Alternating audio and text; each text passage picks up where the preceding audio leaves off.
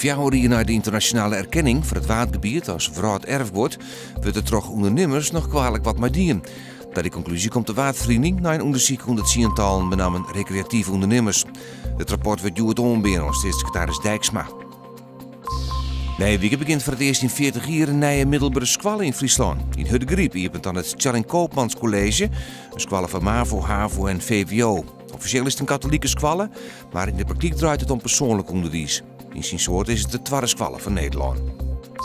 De simmer van 2013 is de beste flintersimmer sinds 2000. Dat blijkt uit cijfers van de Vlinderstichting. De koude winter en de lette maaitijd zorgen ervoor dat bloemen en struiken pas let in de bloei kwamen. Dit trok weer een soort eten voor de vlinders in de simmer. Juni en vannacht restig waar, het wordt een graad als 12 en er is kans op mist. Morgen flink wat zinnen, 21 graden en er ziet dan een zwakke noordwestenwind.